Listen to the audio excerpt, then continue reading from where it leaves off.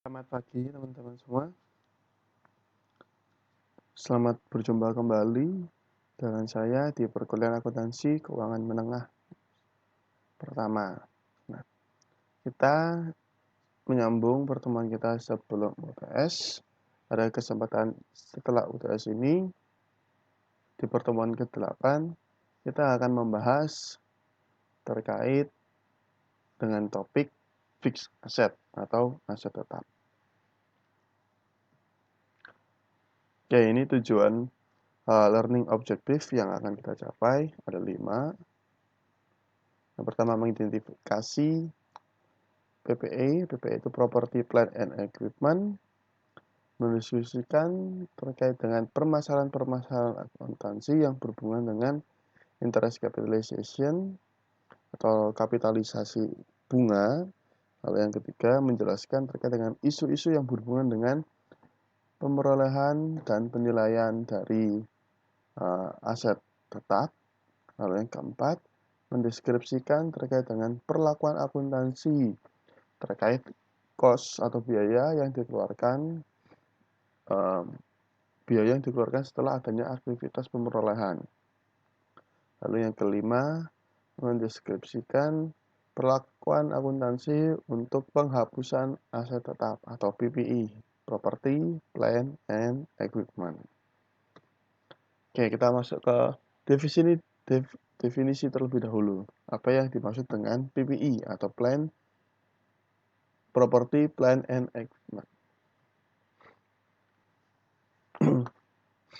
Nah, aset tetap atau PPE, mungkin teman-teman pernah tahu ya, pernah lihat aset tetap, sering kalian di dalam akuntansi tulisnya aset tetap. Nah, aset tetap itu contohnya ya seperti gedung, bangunan, tanah, lalu mesin, furnitur atau peralatan, ya seperti itu. Nah, dalam akuntansi, aset tetap atau PPE ini didefinisikan sebagai aset yang berwujud atau tangible asset yang digunakan dalam kegiatan operasi perusahaan seperti produksi, lalu atau disewakan, atau menjadi atau digunakan untuk administrasi. Nah, yang penggunaannya itu lebih dari satu periode akuntansi. Jadi tidak hanya dari tanggal 1 Januari 2020 sampai 31 Januari 2020. Aset tetap ini memiliki umur yang lebih panjang, antara lebih dari 5 tahunan sampai mungkin 10 sampai 20, ada yang 30, ada yang 40. Nah, itu PPI atau aset tetap. Nah, aset tetap ini sendiri ada 3 hal kunci utama dari aset tetap. Yang pertama, use in operation atau digunakan di dalam operasi perusahaan, tidak untuk dijual. Jadi misalnya dia punya mesin. Nah, mesin ini digunakan untuk memproduksi barang-barang yang dia jual. Dan dia bukan menjual mesin ini. Kalau perusahaan itu menjual mesin tersebut, atau mungkin dia sering menjual mesin tersebut, maka mesin tersebut akan dijadikan suatu persediaan. Beda kalau misalnya dia tujuannya mesin itu digunakan setelah itu dijual. Kalau digunakan setelah itu dijual itu masih aset tetap. Tapi kalau memang tujuannya itu untuk dijual, nah itu bukan aset tetap, tapi persediaan. Lalu yang kedua, long term in nature and usually depreciated. Maksudnya apa? Penggunaannya itu jangka panjang. Jadi nggak cuman sampai 3 bulan, 4 bulan, tapi dia lebih panjang. Antara 5 sampai 10 tahun lebih. Nah, dan setiap tahunnya biasanya akan didepresiasi. Depresiasi itu apa? Depresiasi adalah pengurang terkait dengan masa manfaat dari aset tersebut. Jadi kan aset itu punya manfaat, umur manfaat. Nah, umur manfaatnya itu yang kita depresiasi. Lalu yang ketiga, memiliki physical substance atau wujud fisik yang terlihat. Misalnya kayak meja kalian, laptop kalian, itu kan memiliki fisiknya, ya, memiliki wujud fisik, bisa kalian pegang, bisa kalian lihat. Nah, itu yang dimaksud dengan physical substance. Beda dengan kalau kalian mungkin ada yang tahu pernah dengar aset tak berwujud. Nah, kayak contohnya kayak copyright, terus franchise, itu adalah aset tak berwujud. Nah, selain dari tadi, terkait dengan yang ini ya, kita kembali lagi sebentar. Terkait dengan yang depreciate. Nah, loh Pak, tanah itu masa didepresiasi? Nah, tanah itu umumnya tidak didepresiasi. Karena kan tanah atau lahan itu umurnya tidak akan didepresiasi kecuali ada penurunan nilai yang material. Jadi misalnya tanah, kalian punya tanah 10 hektar. Tanah itu tidak akan didepresiasi kecuali kalian memiliki adanya penurunan nilai yang signifikan dari tanah tersebut. Contohnya misalnya tanah itu habis kena erosi, lalu kesuburannya itu turun, atau mungkin ada kesalahan dalam kalian melakukan proses penanaman, nah itu bisa didepresiasi. Oke. Lalu terkait dengan pemerolehan dari aset tetap tersebut, pemerolehan atau akuisisi. Nah, aset tetap dalam perhitungan aset tetap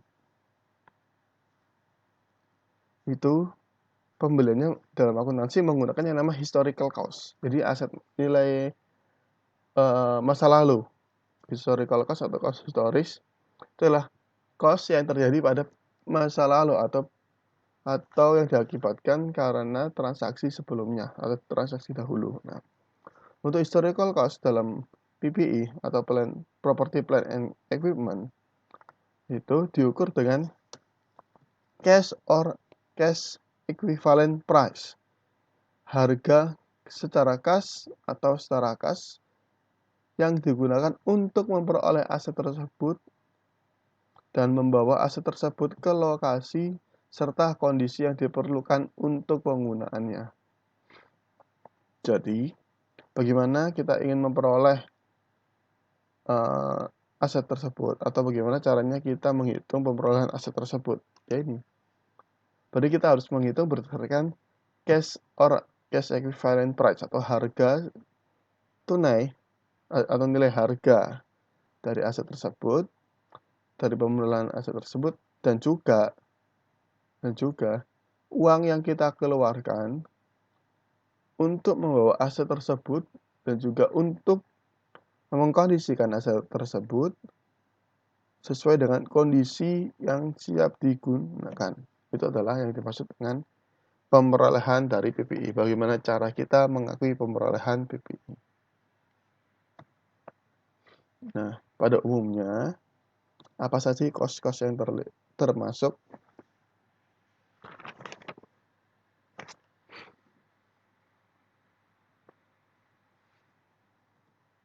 Oke, ada dua, yaitu purchase price sama cost attributable atau cost yang dapat dilekatkan. Purchase price, jadi purchase price itu adalah harga beli. Maksudnya harga beli itu apa? Nah, harga yang dikeluarkan untuk membeli produk tersebut. Misalnya kamu beli laptop Alienware. Alienware itu mungkin dia 23 jutaan. Ya kan? Tapi kalian harus impor tuh kan dari Amerika misalnya. Nah, biaya impornya 5 juta atau 2 juta. Jadi harganya 23 juta, kalian ada impor 2 juta. Lalu kan dari salesnya itu, dari penjualnya, dapat potongan 500.000. Nah, berarti harga beli kalian, oke, 23 juta ditambah 2 juta dikurangi 2 juta. 500.000, maaf. Berarti 23 juta, 2 juta, 500.000 dikurangi. Nah, purchase price-nya berapa? Ya tadi, harga beli 23 juta. Lalu, kalau ada import duties atau kewajiban-kewajiban terkait dengan impor dan pajak pembelian yang tidak bisa dikembalikan, itu bisa ditambahkan. Jadi 23 juta ditambah 2 juta terkait dengan impor tadi, berarti 25 juta dikurangi trade diskon, ternyata ada diskon dagang. Maksudnya kita tadi yang dia memberikan potongan harga 500.000. Nah, berarti harga laptop kita, Alienware tadi itu adalah 24.500.000. Oke, nah, lalu yang kedua, ada cost attributable to bringing the asset to location and condition necessary.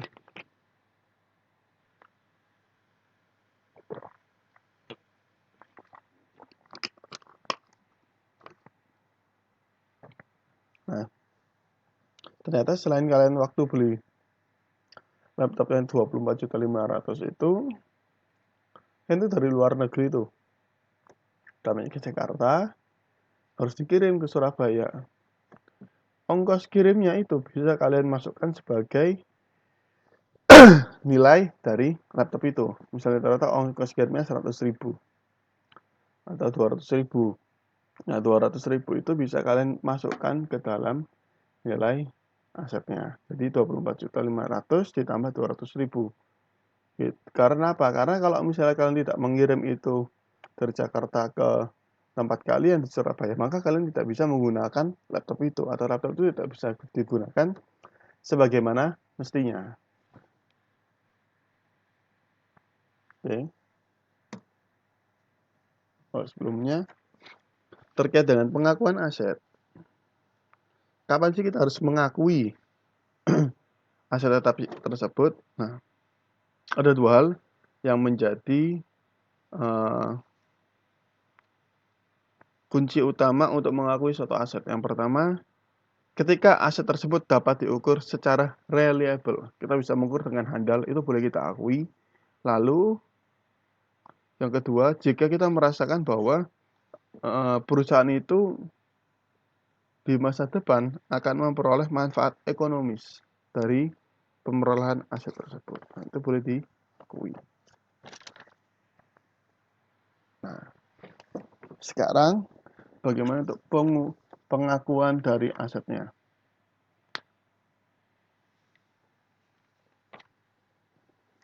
Yang pertama, untuk penilaian atau pengakuan aset pada umumnya menggunakan dua metode. Yang pertama adalah cost method. Nah, cost method itu apa? Cost method itu sama seperti cost historis yang tadi. Jadi, perusahaan akan mencatat pemerolehan aset sesuai dengan cost yang telah dikeluarkan.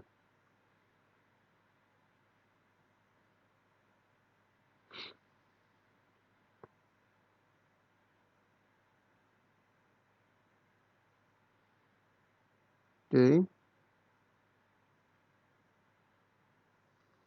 Lalu yang kedua ada fair value. Fair value itu adalah nilai wajar atau nilai pasar dari aset tersebut.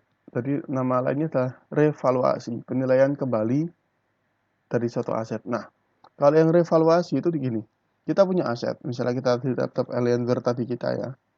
Laptop kita itu kita taksir berapa nilai wajarnya. Kan tadi beli 24.500.000. Nah, 24.500.000 ditambah 200.000, 24.700.000. Kalau yang pakai cost method. Nah, ternyata kalau direvaluasi atau dinilai kembali pakai harga pasarnya atau fair value-nya, nilai wajarnya, nilainya itu 23 juta. Nah, itu bedanya. Kalau cost method itu pakai dengan metode cost yang telah kita keluarkan untuk memperoleh aset tersebut. Kalau fair value menggunakan nilai wajar yang ada di pasar. Nah, untuk menggunakan fair value ini, itu memerlukan adanya kemampuan ahli untuk menaksir nilai tersebut. Biasanya dalam penentuan fair value menggunakan yang namanya appraisal atau penilai atau penaksir. Nah, umumnya di perusahaan itu menggunakan cost method. Kenapa tidak fair value? Karena fair value itu cenderung akan lebih mengeluarkan biaya yang lebih besar ketimbang dengan cost method. Karena kita harus riset berapa harga pasar kita, harga pasar dari atau harga wajar dari aset tersebut, dan nilai wajar dari aset tersebut. Dan kalau tidak, kita juga menggunakan appraisal yang akan menambah biaya lagi.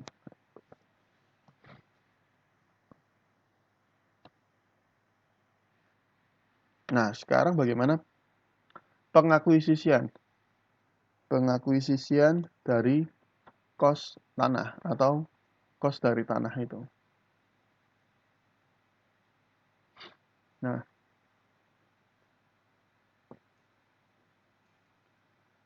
untuk pengakuisisian dari tanah, itu kuncinya adalah apa saja sih yang boleh kita akuisisi? Kuncinya adalah semua expenditure, oke? Semua pengeluaran yang terjadi untuk pemerolehan aset tanah atau lahan hingga lahan tersebut siap untuk digunakan. Itu adalah syarat untuk melakukan akuisisi cost dari tanah atau lahan.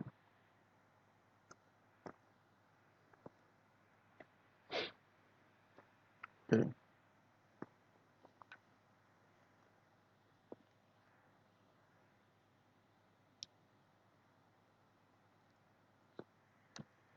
Lalu apa saja sih cost-cost yang terjadi? Nah, biasanya cost yang dikeluarkan itu cost-cost yang termasuk dalam cost of land itu pertama purchase price, harga beli. Harga beli dari lahan tersebut. Lalu yang kedua, closing cost. Nah, misalnya kita mau beli tanah itu kan sudah punya kita beli. Cuman kita harus mengeluarkan biaya tambahan untuk menyewa atau membuat perjanjian atau surat di PPAT atau notaris, pejabat pembuat akta tanah. Itu ada biayanya, ya itu biayanya masuk ke dalam nilai dari tanah tersebut. Yang ketiga, cost of grading, filling, draining, and clearing. Jadi ini adalah biaya-biaya untuk mempersiapkan lahan tersebut. Grading itu kan dia meningkatkan kualitas tanah, mengisi, terus dia mengeringkan kalau misalnya ternyata tanah itu basah, atau misalnya dia mau membersihkan tanah itu dari tanaman-tanaman, itu bisa dimasukkan ke dalam cost of land-nya. Lalu yang terakhir, yang keempat, kita asumsikan bahwa ternyata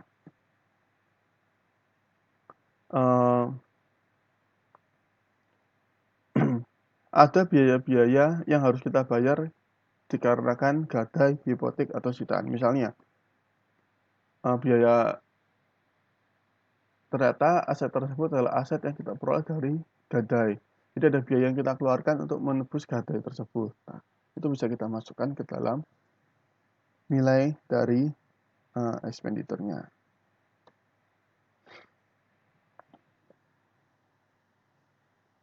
Nah, lalu yang kelima, kita bisa memasukkan peningkatan-peningkatan tanah lainnya yang memberikan masa manfaat atau life indefinite life. Maksudnya memberikan masa manfaat yang waktunya itu tidak bisa kita definisikan. Jadi agak sangat panjang. atau peningkatan dari kualitas tanah yang umur manfaat itu sangat panjang. Dan kita bisa tidak mendefinisikan berapa lama umurnya itu. Yang kelima. Oke.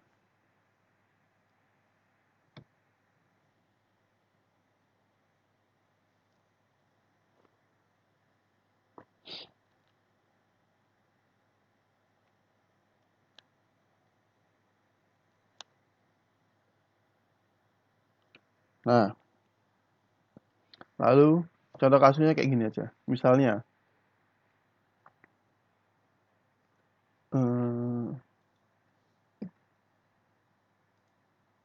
kalian membeli tanah. Beli tanah.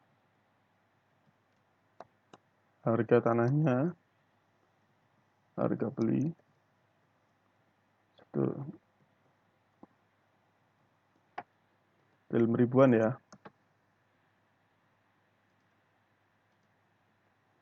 Harga beli dari tanahnya 1,5 miliar.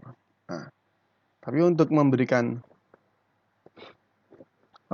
tanah tersebut, kalian setelah membeli kalian harus membayar jasa PPAT, pejabat pembuat akta tanah, sebesar 20 juta.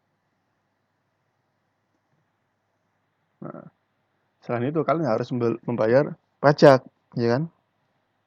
Membayar pajak lagi, pajak pembelian. Pajak itu sebesar 50 juta atau 30 juta saja. Oke. Nah, ternyata tanah itu jika kalian beli, ternyata kalian harus perlu. Oh, ini tanah ini kalau misalnya nggak saya bersihkan, ini nggak bisa saya gunakan. Nah, kalian membutuhkan ekskavasi. Jadi kalian harus menguruk, membersihkan tanaman-tanaman liar yang ada di sana sebesar 5 juta.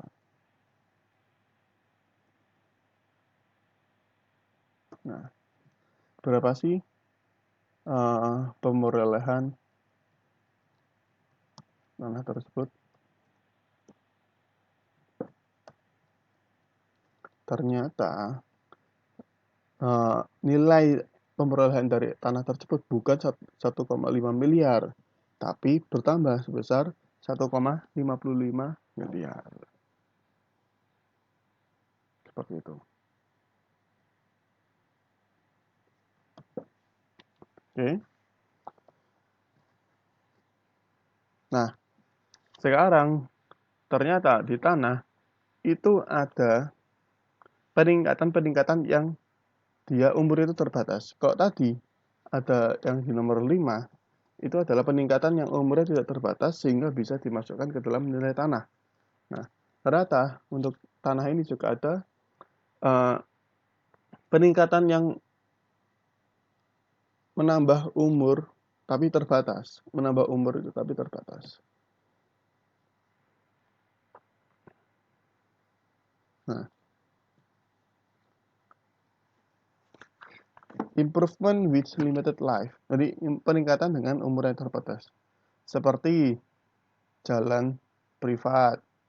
Lalu walk ini kayak misalnya jalan untuk berjalan, jalan untuk trotoar, lalu fence pagar, fences itu pagar, dan tempat parking. Nah, aset-aset seperti ini itu dimasukkan sebagai peningkatan peningkatan dalam umur yang terbatas. Jadi tidak dimasukkan ke dalam bagian yang ini, additional improvement that have an indefinite life. Tapi dimasukkan ke dalam limited life. Oke. Nantinya aset-aset ini atau peningkatan ini akan kita catat sebagai land improvement. Atau akunnya nanti adalah akun peningkatan tanah. Nah, akun ini akan didepresiasikan juga. Jadi tidak dimasukkan ke dalam nilai tanah, tapi kita catat terpisah dalam akun lain yaitu land improvement atau peningkatan tanah. Dan juga ini didepresiasi. Oke. Nah, Sekarang kita lihat, ternyata tujuan pemerolehan aset itu macam-macam. Jadi tidak hanya untuk digunakan, tapi ada dua tujuan lain dari pemerolehan aset.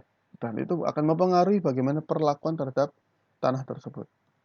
Yang pertama, kalau misalnya kita membeli tanah atau memiliki tanah hanya untuk spekulasi, jadi kita lihat ke depan ini seperti apa, harga tanah bagaimana, itu kita masukkan sebagai investment. Oke, kalau spekulasi itu investment. Tapi berbeda jika kita memiliki tanah itu ingin kita jual kembali. Nah, karena yang kita jual kembali itu harus kita catat sebagai inventory. Jadi kayak misalnya perumahan-perumahan, dia punya tanah tuh. Real estate itu punya tanah. Nah, tanah yang mereka jual itu bukan sebagai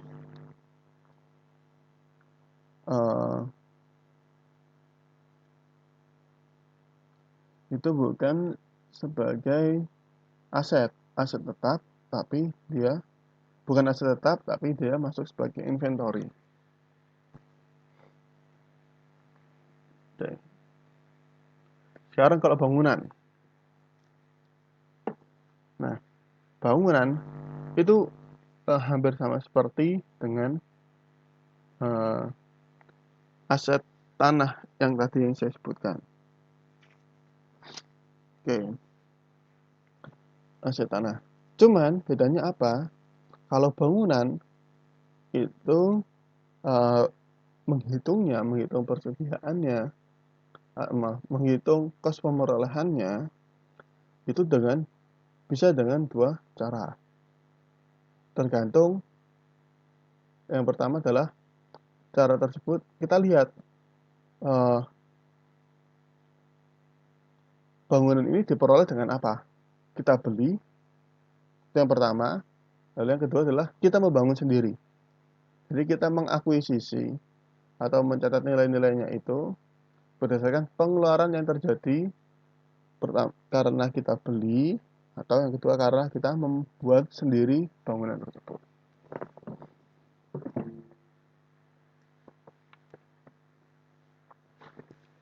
Oke.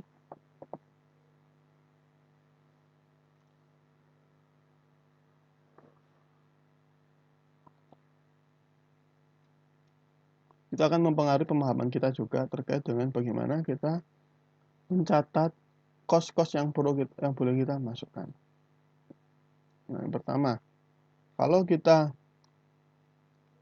memproduksi sendiri, maka kita harus memasukkan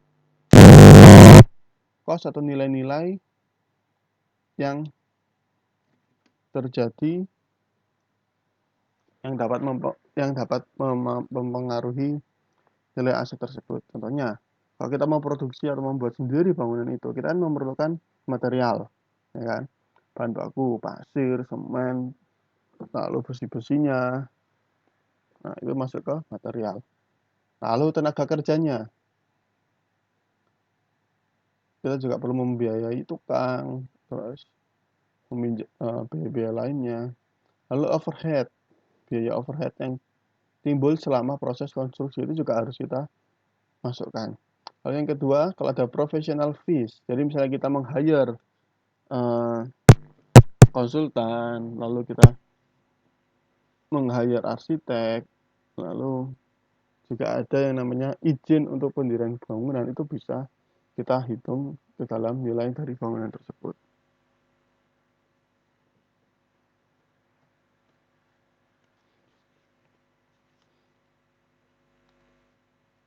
Nah, ini yang informasi yang perlu kita pahami. Perusahaan harus mempertimbangkan semua kos yang timbul. Oke. Mulai dari ekskavasi. Ekskavasi itu kayak pengurukan, pembersihan, hingga penyelesaian.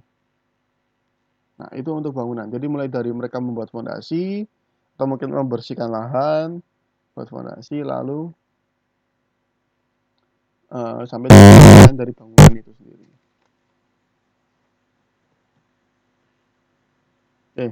Nah, tapi ingat, kalian coba baca lihat di buku kalian untuk cost and building.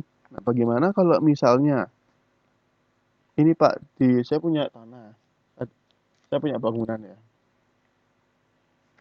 Nah, saya itu mau merubuhkan bangunan tersebut dan membuat satu bangunan baru. Itu bagaimana Pak pencatatan akuntansinya, pertimbangan cost-nya? Kan saya perlu merubuhkan bangunan yang lama. Oke, kalau misalnya yang pertama perusahaan itu atau Anda membeli, kalian punya bangunan yang akan kalian bangun di tempat bangunan yang lama, ya kan?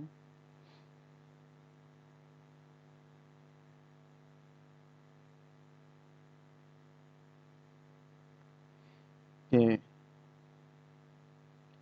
jadi kalau kalian mau merubuhkan bangunan itu, merubuhkan bangunan yang lama, mempersiapkan tanahnya, baru bisa dibangun. Nah, biaya yang keluar, eh, jadi kalian harus melakukan biaya penghancuran dari bangunan itu. Nah, biaya yang keluar yang kalian keluarkan itu, lalu biaya ekskavasinya itu akan menjadi penambah dari nilai aset tanahnya, dari tanahnya, bukan kebangunannya. Jadi kalian menghancurkan butuh 1 miliar, terus nanti meratakan lagi geragalnya. Nah, nilai-nilai yang keluar dalam pemerolehan penyiapan lahan itu akan masuk ke dalam nilai tanah, bukan ke nilai bangunan. Jadi nanti kalian lihat, karena ada bangunannya, kalian lihat nilai residual dari bangunannya itu berapa.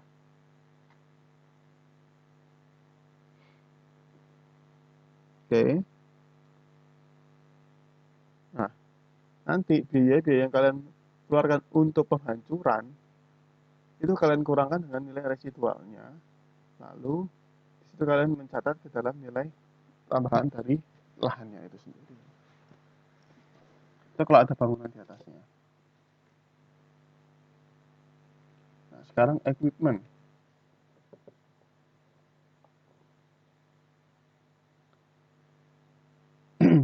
Nah, kalau equipment itu cost-nya yang termasuk adalah semua pengeluaran yang muncul atau yang timbul dalam proses pembelian, pemerolehan dari equipment, dan sampai nilai aset tersebut siap untuk digunakan. Contohnya apa? Biayanya. Pertama biaya pemerolehan atau harga beli. Nanti kita masukkan.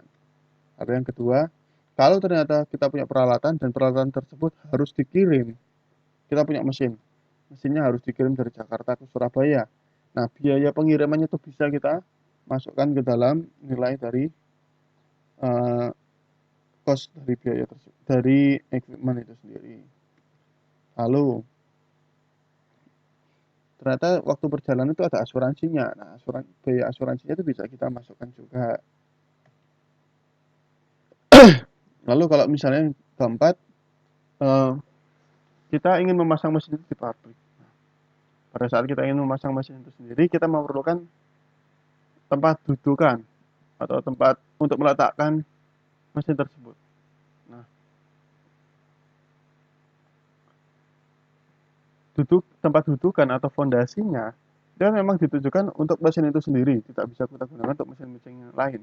Maka proses untuk kita membuat fondasinya itu bisa kita akuisisi atau kapitalisasi ke dalam nilai dari aset mesin tersebut.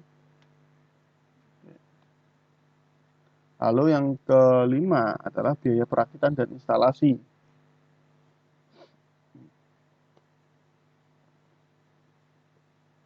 Jadi kita install kabel untuk menyambungkan ini, manggil tukang, manggil teknisi. Itu bisa kita masukkan ke dalam atau bisa kita kapitalisasi ke dalam nilai dari cost, nilai dari equipment atau mesin tersebut. Lalu yang terakhir adalah cost yang keluar atau biaya yang keluar untuk melakukan aktivitas percobaan. Misalnya kita kan setelah kita rakit kita coba nih, yang kan dalam percobaan itu juga mengeluarkan biaya, misalnya listriknya kah, atau manggil harus teknisi ahlinya kah untuk melakukan percobaan. itu bisa kita kapitalisasi ke dalam nilai equipment. Nah, tapi kalau misalnya equipment itu pada saat trial itu ada produk-produk yang keluar. Nah, ya kan kita misalnya mencoba memproduksi mie, mesin mie. Kita coba pakai bahan baku, pakai mie, bahan baku dari mie, jadi nggak minyak. Nah, kalau misalnya ada produk-produk yang keluar dari mesin itu, nah produk-produk tersebut itu tidak menambah atau tidak dikapitalisasi ke dalam nilai dari mesin atau equipment, tapi dia akan jadi pengurang kepada produk-produk percobaan. Oke. Nah, untuk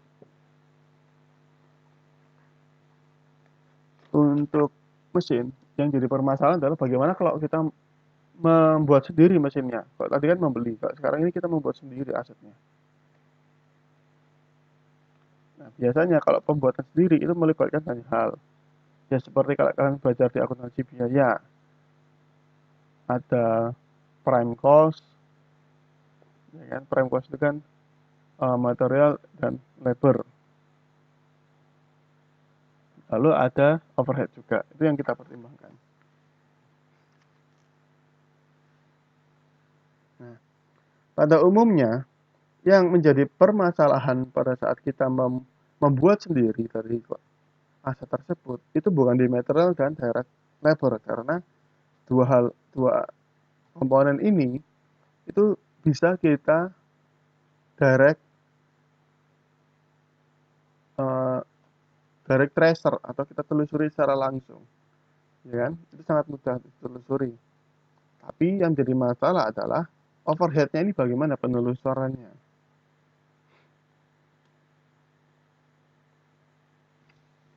Oke. Okay. Nah, perusahaan itu bisa menggunakan dua cara untuk penelusuran dari overhead. Yang pertama, ya dia sama sekali tidak mengassign fixed overhead atau BOP tetapnya. Jadi hanya BOP variabel yang berhubungan dengan uh, pembuatan aset tersebut.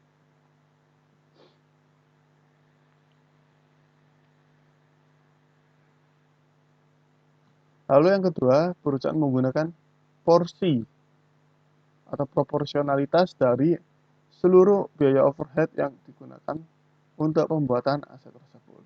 Jadi atau pro rata option namanya. Jadi semua overhead full costing lalu kita proporsionalkan berapa persen yang digunakan, berapa persen seperti itu. Nah,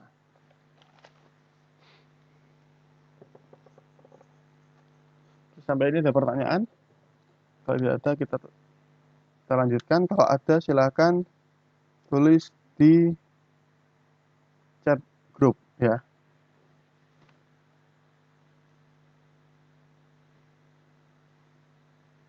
Oke.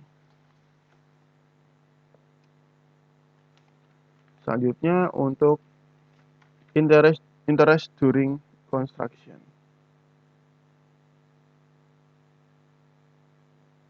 Nah, bagaimana Pak kalau misalnya dalam pembuatan aset tersebut atau pemrolehan aset tersebut kita menggunakan yang namanya pendanaan lain. Jadi kita meminjam uang dari perusahaan ataupun bank untuk membuat aset tersebut. Di dalam kan kalau membuat aset tersebut dari utang atau dari pinjaman uang itu akan mengakibatkan adanya bunga, Pak. Nah, bunganya ini bagaimana? Oke, apakah bisa dikapitalisasi atau tidak? Nah, sebenarnya ada tiga opsi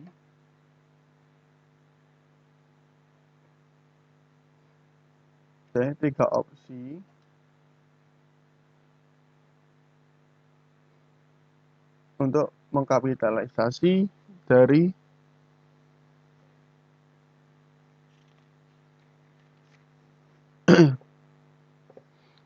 mengkapitalisasi dari interest cost dari proses tersebut. Yang pertama, kita tidak perlu mengkapitalisasi interest selama proses konstruksi. Oke. Yang kedua, kita mengkapitalisasi seluruh cost dari dana tersebut. Entah itu bisa didefinisikan atau tidak. Nah, yang ketiga adalah kita mengkapitalisasi actual cost yang muncul selama konstruksi. Oke. Kita mengkapitalisasi actual cost yang muncul selama konstruksi tersebut. Jadi bisa kita di proses awal sampai sini muncul yang namanya interest, Pak, karena kita pinjam. Nah, proses interest yang muncul di sini itu bisa kita kapitalisasi di dalam actual cost-nya. Jadi interest cost yang muncul di sini itu bisa kita kapitalisasi masuk ke dalam nilai dari pemrograman aset. Nah, kalau di IFRS, IFRS itu apa? Masih ingat? Nah, IFRS itu mensyaratkan yang ini, opsi yang ketiga. Oke. Lalu, kenapa kok IFRS mensyaratkan ini? Karena hal ini dengan konsisten dengan historical cost. Jadi sesuai dengan historical cost yang terjadi, semua biaya yang timbul dalam proses konstruksi itu akan dimasukkan untuk historical cost.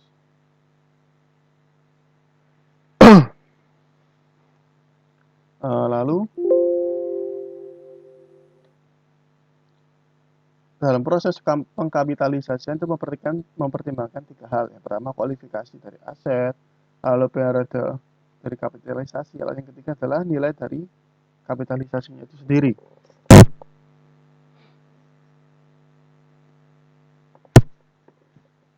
Dalam melakukan kualifikasi aset, perusahaan itu perlu memahami substansial period atau periode substantif, periode waktu substansif untuk memperoleh aset tersebut hingga akhirnya dapat digunakan.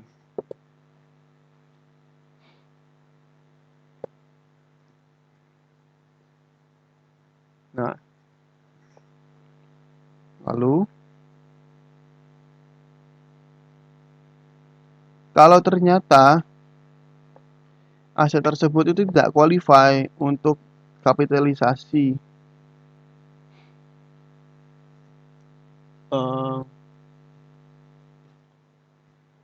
tidak qualify untuk di kapitalisasi bunganya. Contohnya ada dua hal. Yang pertama, kenapa kok dia tidak qualify untuk bunganya itu untuk dikapitalisasi ke dalam nilai aset. Yang pertama, aset under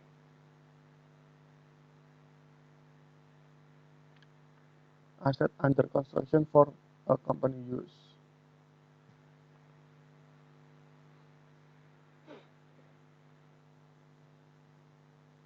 Jadi maksudnya ini apa? Kayak ini, kalau di buku ya. Nah, itu adalah aset yang sudah digunakan.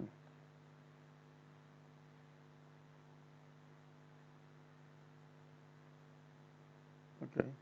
Aset yang memang tujuannya untuk digunakan, tapi di sini asetnya sudah digunakan oleh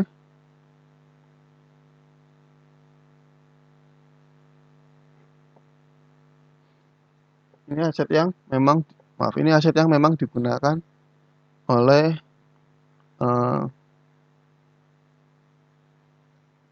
jadi ada dua tipe aset, yaitu yang pertama adalah aset yang ya memang dikonstruksi untuk penggunaan dari perusahaan, lalu ada aset lain yang digunakan dan tujuannya untuk dijual atau disewakan. Nah, itu adalah dua tipe aset. Nah, sekarang bagaimana contohnya kalau misalnya aset-aset itu tidak qualify untuk memenuhi hal ini. Dan ini kualifikasi asetnya. Memenuhi substansial period hingga aset tersebut siap untuk digunakan. Kalau misalnya tidak qualify, contohnya gimana, Pak?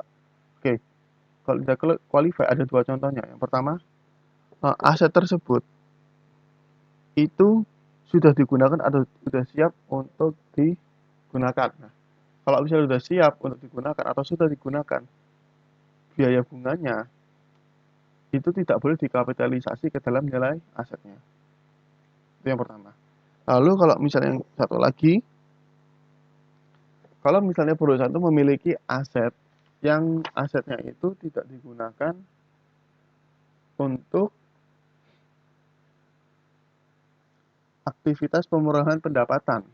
Jadi misalnya kalian punya tanah, bangunan, nah bangunan itu tidak kalian gunakan untuk pemurahan pendapatan dan tidak sedang dalam aktivitas yang perlu untuk membuat bangunan atau aset tersebut siap untuk digunakan, itu tidak boleh dikapitalisasi bunganya atau interestnya. Kalau misalnya ada dua ya, berarti yang yang tidak boleh dilakukan kapitalisasi bunganya adalah yang pertama, itu adalah kalau memang aset tersebut sudah siap untuk digunakan.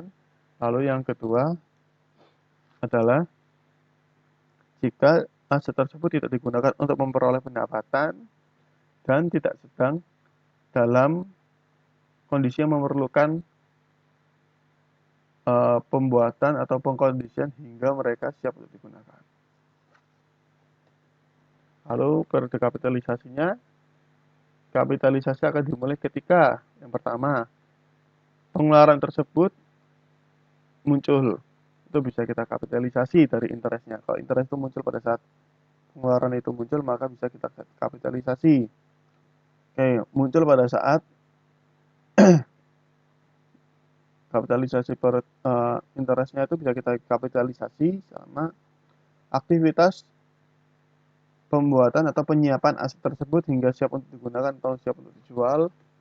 Lalu kalau muncul interest cost, maka itu bisa kita kapitalisasi. Ini periodenya. Adanya pengeluaran untuk aset, lalu ada aktivitas untuk penyiapan aset tersebut, lalu ada interest cost yang muncul, itu bisa kita kapitalisasi. Nah, berakhir pada saat aset tersebut telah siap secara substansial dan siap untuk digunakan.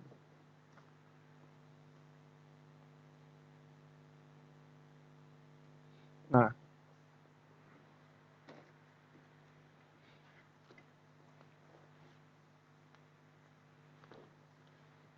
lalu berapa besar sih nilai dari interest yang bisa kita kapitalisasi?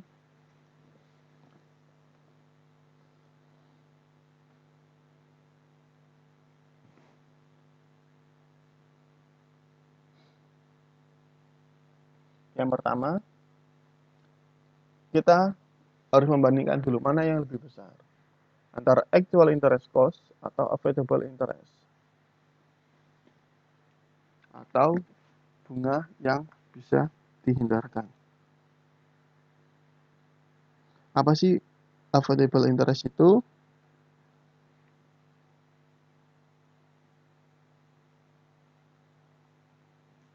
Nah, ini adalah bunga adalah berapa nilai dari beban bunga selama periode tersebut yang secara teoritis dapat dihindarkan jika perusahaan tersebut tidak melakukan pengeluaran untuk aset. Misalnya ada bunga 500.000 ya kan, actual interestnya 500.000. Cuman kalau perusahaan itu tidak menggunakan bunga untuk tidak melakukan pengeluaran aset dan bunganya tidak muncul, maka itu bisa kita gunakan. Misalnya kalau di contoh ini interest cost-nya itu 90.000, lalu ada available interest, ada yang bunga yang bisa dihindarkan itu sebesar 80.000. Maka kita pilihlah yang mana yang paling rendah, 90.000 atau 80.000. Maka yang kita gunakan adalah yang dikapitalisasi adalah avoidable interest-nya. Kalau misalnya aktual interest-nya Pak 80, sedangkan avoidable interest-nya 90, maka yang kita kapitalisasi adalah yang dari actual interest-nya. Pokoknya yang lebih rendah.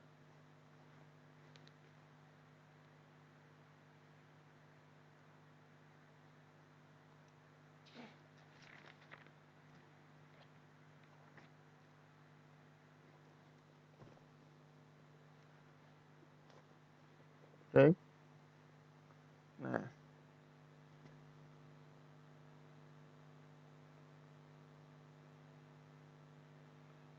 kita bisa menggunakan konsep avoidable interest ini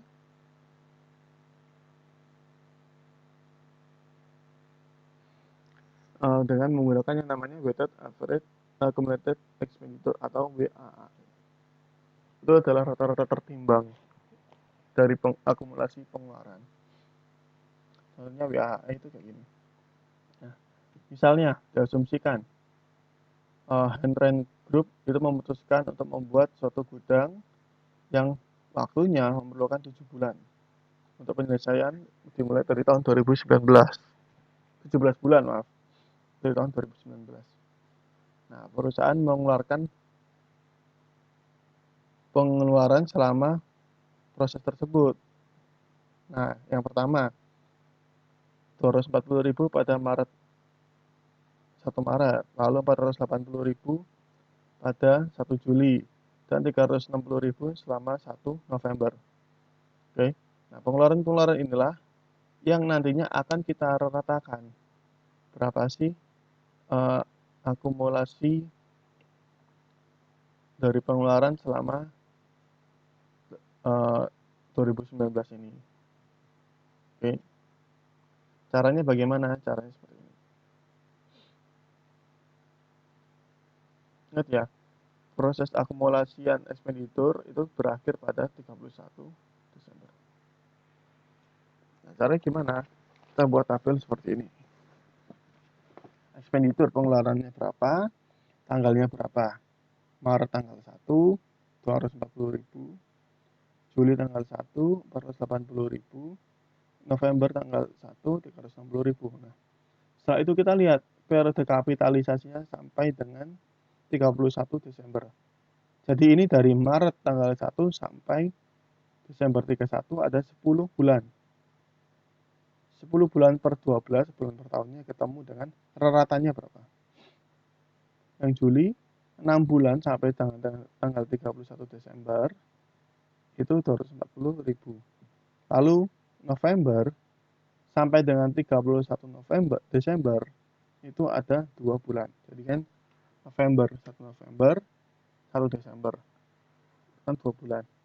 Jadi 60.000. Nah, ketemulah berapa weighted average accumulated expenditure-nya.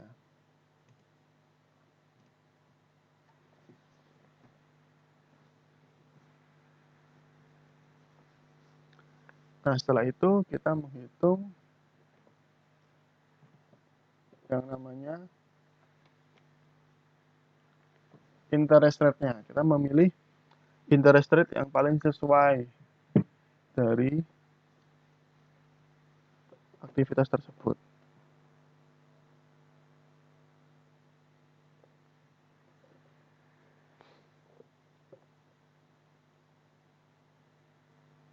Ada dua kondisi untuk pemilihan untuk interest rate yang sesuai. Yang pertama, jika porsi dari WAE itu lebih kecil atau sama dengan dari nilai amount borrowing secara spesifik untuk finance construction, jika nilai WAE-nya itu lebih kecil atau sesuai dengan nilai peminjaman atau nilai yang kita pinjam dari pendanaan yang secara spesifik untuk konstruksi tersebut, maka kita bisa menggunakan interest rate yang muncul pada spesifik borrowing tersebut. Oke.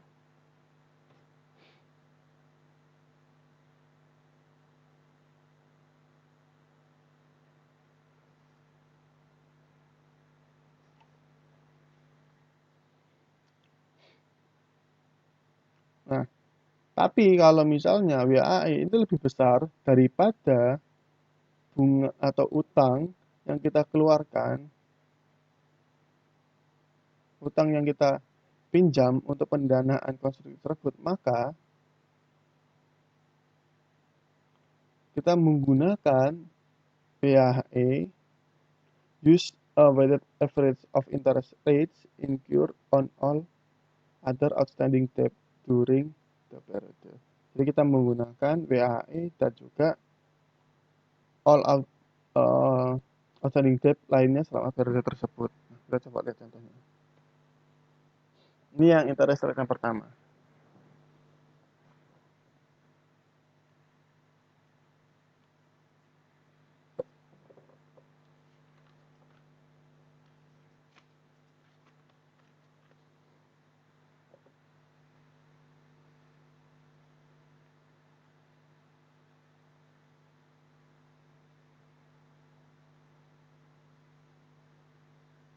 Oke. Nah, kita lihat ternyata dia memiliki 12% note untuk pembiayaan dari konstruksi secara spesifik ini untuk spesifik bondnya ya. Jadi mereka tuh punya dua dua jenis pinjaman. Yang pertama pinjaman secara spesifik untuk konstruksi, lalu pinjaman lainnya yang juga digunakan untuk membantu uh, pembangunan dari aset tersebut. Kalau prinsipal yang ini lebih kecil daripada WAI, ya jadi 500 dong. Nah, kalau lebih besar, berarti kita menggunakan yang ini. Menggunakan ini dalam penghitungan affordable interest-nya.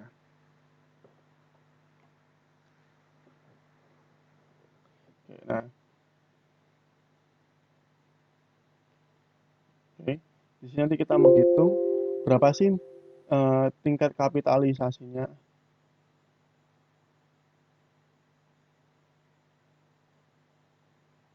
Berapa sih nilai kapitalisasi dari aset tersebut.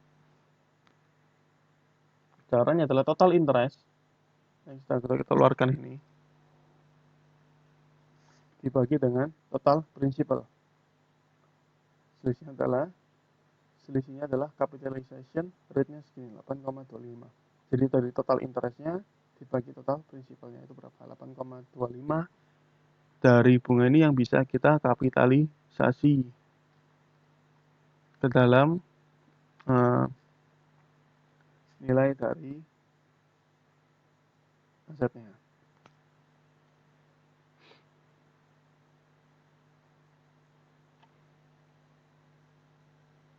Oke. Jadi 8,25 dari bunga itu bisa kita kapitalisasi.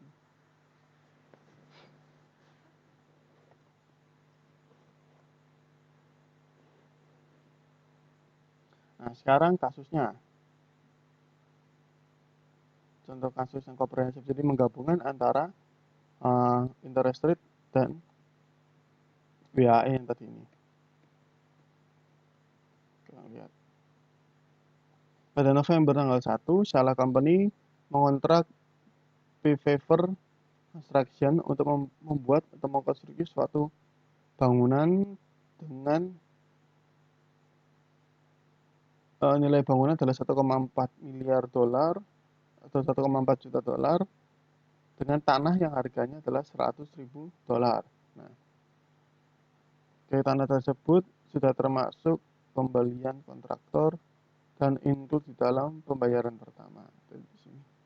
Nah, ini adalah pengeluaran-pengeluaran yang dilakukan oleh Shala. Ya kan? Pembayaran yang dilakukan oleh Shala. Pertama tanggal 1 Januari 210.000. Berarti 210.000 karena 100.000 untuk tanah, berarti bangunannya adalah 110.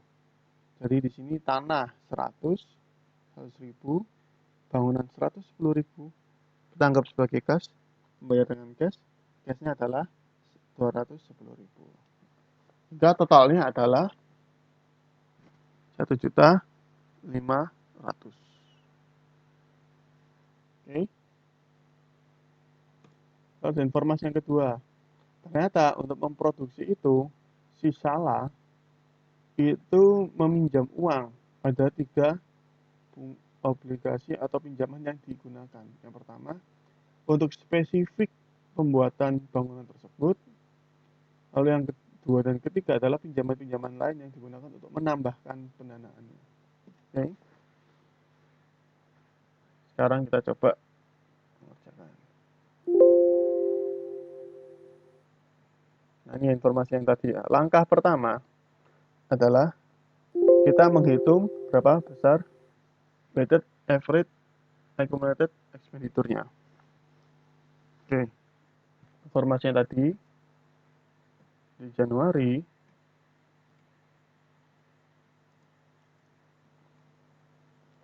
tanggal 1 dia mengeluarkan sebesar 210.000.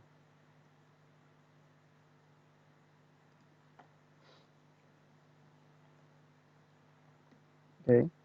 Nah, lalu Maretnya dia mengeluarkan lagi sebesar 300.000.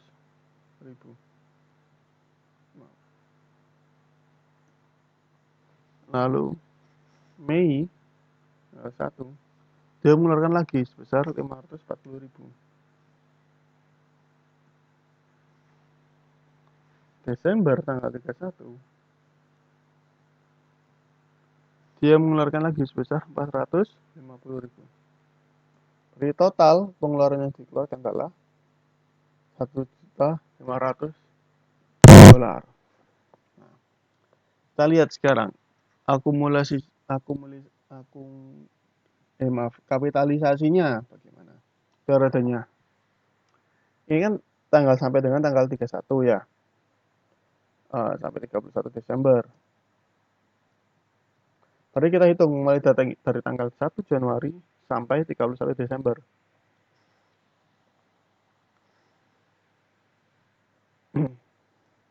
Januari, Februari, Maret, April, Mei, Juni, Juli, Agustus, September, Oktober, November sampai tanggal 31 Desember adalah 12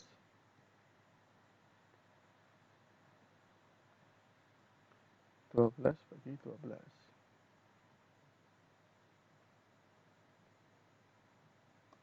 Nah, sekarang dari Maret, April, Mei, Juni, Juli, Agustus, September, Oktober, November, Desember.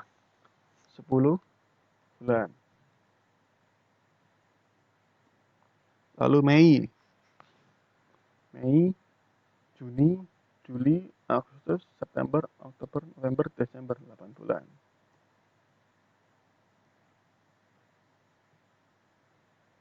Nah, Desember sih tanggal 31. Berarti belum kan tanggal 31? Kan baru tanggal hari itu, belum berapa bulan kapitalisasinya. Nah, seperti itu. Lalu kita hitung.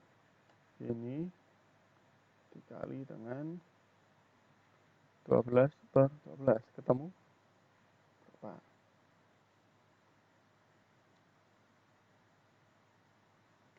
Selanjutnya ya 300.000 dikali 10 per 12 bulan. Ketemu terus 50.000. Yang 540 kita kali 8 per 12. Yang Desembernya berarti 0. 450.000 dikali 0. Totalnya berapa weighted average-nya? 820.000. Oke. Berarti WAA-nya adalah 820.000. Nah, sekarang kita lihat. Berarti karena WAI-nya itu lebih besar daripada specific construction debt, berarti dia akan mengambil selisihnya itu dari peminjaman yang lain, ya kan? Oke, dia kan specific construction debt ada 750.000. Nah, berarti selisihnya adalah 820 dikurangi 70. 70.000 ini adalah selisih yang menggunakan dari pinjaman yang lainnya. Nah, sekarang ini kita dulu. Sekarang kita hitung tingkat kapitalisasi dari interestnya. Berarti cara ini lebih besar, berarti full interest yang digunakan dari konstruksi itu adalah 750.000 itu full kita gunakan. Oke.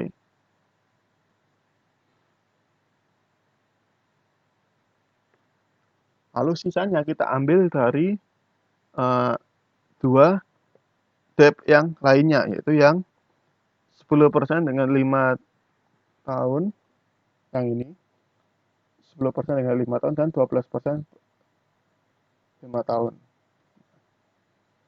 Kita hitung dari total interestnya. Total interestnya itu berarti yang 550 dikali 10% dan 600.000 dikali 12%. Kita hitung berapa itu.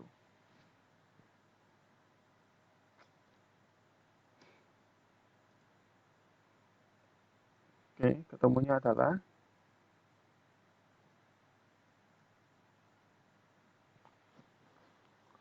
127 total interestnya.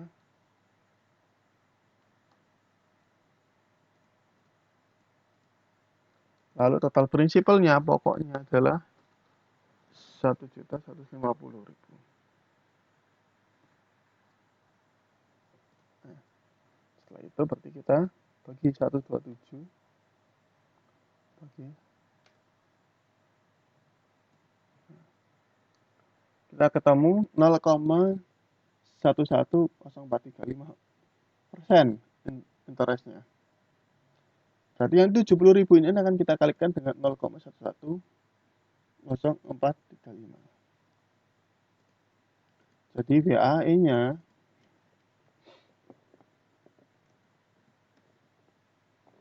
itu 750. Lalu ini 820. Ini 70.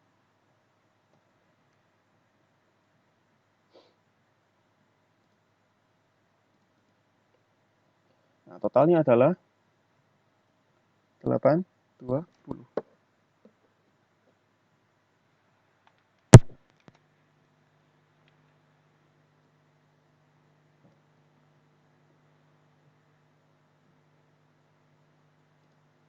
Jadi kalau 750 itu kita ambil dari pinjaman yang spesifik untuk pendanaan aset, yang 70 kita ambil selisihnya dari WAE, maka totalnya tetap akan 820. Nah, sekarang kita menghitung berapa besar available interest-nya. Kalau yang 750 berarti dia kita pakai interest dari yang spesifik construction debt sebesar 15%. Tahun 0,15. Nih. Sedangkan untuk yang 70.000 selisihnya itu kan karena dia dipinjam menggunakan pinjaman dari aset pinjaman yang lainnya, ya kan? Menggunakan pinjaman yang lainnya untuk sisa pendanaannya, maka kita menggunakan yang 0,1100435.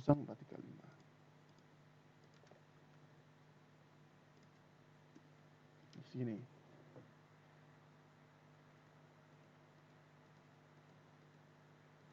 Nah, setelah kita kalikan untuk mencari berapa besar available interest-nya.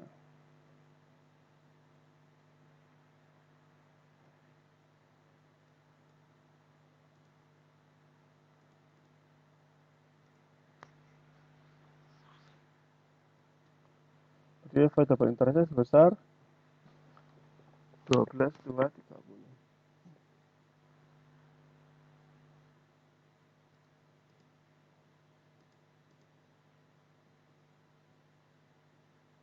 Ini karena masalah pembulatan ya.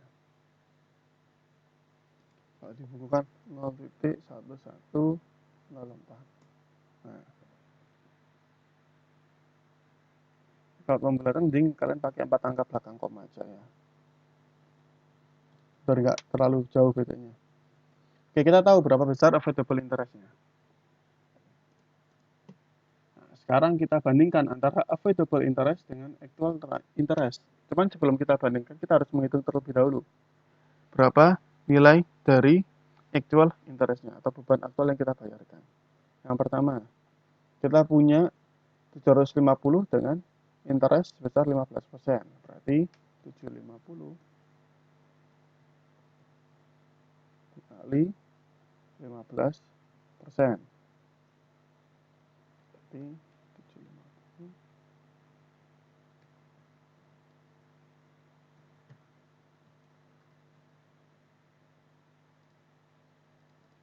Nah, selanjutnya yang 550 kita kali 10%. Itu tetap aktual. Kenapa aktual? Karena itu adalah memang bunga yang kita bayarkan actualnya.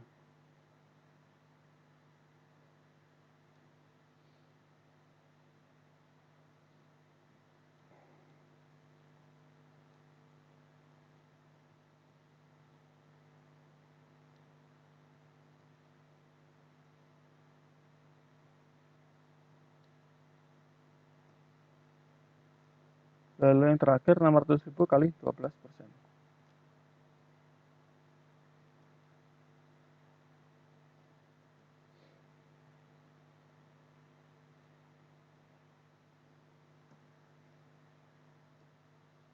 Nah, berapa actual interest-nya? 239,5. Actual interest itu berarti cost atau kas yang kita keluarkan untuk membiayai. Kan? Cost yang kita keluarkan untuk kita membiayai bunganya. Nah, sekarang kita lihat, kita bandingkan mana yang lebih rendah antara available interest dengan actual interest.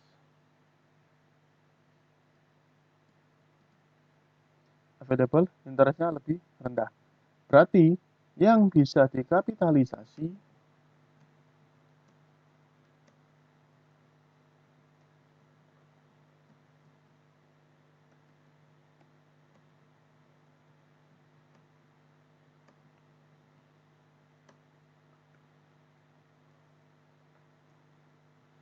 satu yang bisa kita kapitalisasi ke dalam nilai aset adalah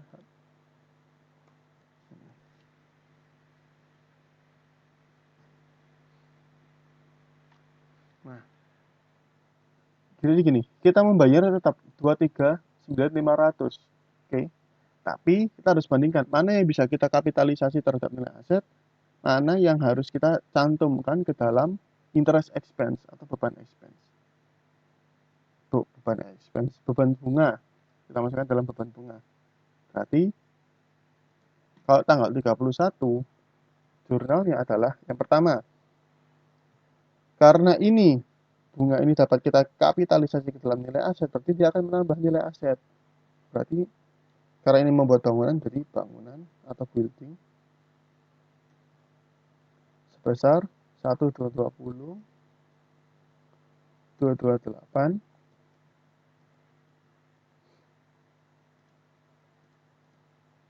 nah terus kita kas itu apa ya, memang yang kita bayarkan actual interest yang kita keluarkan, kita bayarkan sebesar 239.500.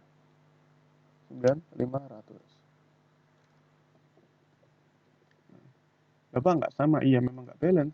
Nah, yang lalu kita cari ini buat apa, yang nggak balance ini berapa.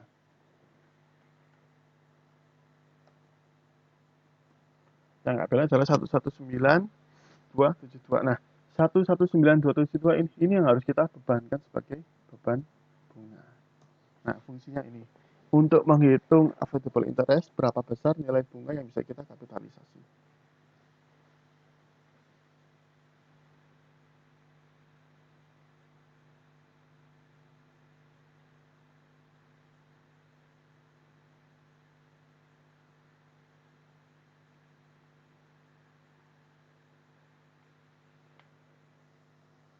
Sampai sini ada pertanyaan untuk jurnalnya seperti ini. Ini ya.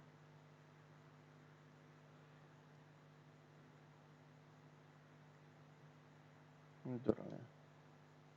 Jadi tanggal 1 pada saat dia mengeluarkan kas untuk tanah dan bangunan, lalu tanggal 1 Maret untuk membiayai bangunan, tanggal 1 Mei untuk bangunan juga, 31 Desember untuk kas, untuk bangunan, nah, lalu 31 Desember lagi dia mengeluarkan kas untuk membayar bunga dan juga mengkapitalisasi bunga yang tadi yang kita hitung. Oke, sampai sini ada pertanyaan? Jika tidak ada, silakan kita lanjutkan untuk membahas kuis atau kalian mengerjakan kuis dan materi yang telah saya sampaikan sebelumnya. Ya, terima kasih.